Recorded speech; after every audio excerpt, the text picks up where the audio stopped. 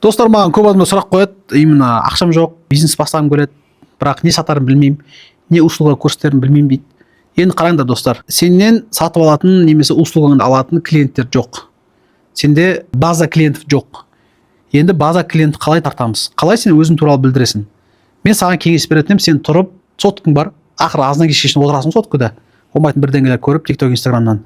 Лучше сен тұрда личный брендті баста. Түсінем, оңай емес. Сосын қою керек ше. Мен личный брендті бір ай істедім, 2 ай істедім, нәтиже көрінбеді дейді. Нәтиже бір айда істелетін болса, жұрттың бәрі личный бренд істемей ма деймін да, 2 айда көрінетін болса. Успех немесе бір үлкен бақ көрінген адамға келмейді достар. Ол лайықты адамдар келеді. Лайықты адамдар деген кім? Ол до конца істейтін, тұрақты істейтін, бір күн істеп, бір күн істемей, настроениясы болса істеп, настроениясы болмаса істемейді адамдарға қонбайды ол. Бақыт тұрақтылыққа келеді. Демек сен постоянно істеу керексің, ұзақ уақыт істеу керексің. Оның нәтижесі 3 айдан кейін, немесе 4 айдан кейін, немесе 5 айдан кейін, немесе 6 айдан кейін көрінуі мүмкін достар. Ойламаңдар, мен бір ай істеймін, мен күшті кетемін деп. Бизнесте үлкен тағы керек нәрсе ол сабырлық. Сабырлығың жоқ болса, түк қатырмайсың.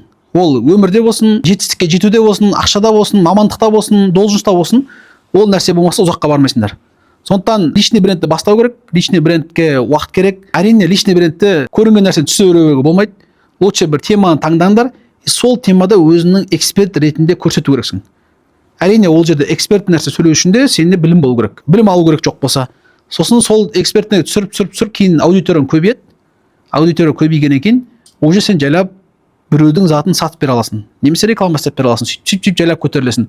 Сосын всегда андайды қою керек. Күшті тема күтіп жатырмын, қазір аспаннан тема келсе, бірден байып кетемін деп. Бизнесте бірден байып кету өте қиын достар. 99%, 95% адам бірден байып кетпейді. Ол ұзақ процесс, ұзақ еңбек. Сондықтан ұзақ еңбек етесің, сабырлық етесің, жұмыс жасайсың тоқтамай постоянно, фокусты бір нәрсеге қоясың, әр нәрсеге секіре бермейсің, сол арқылы сен үлкен жетістікке жетесің.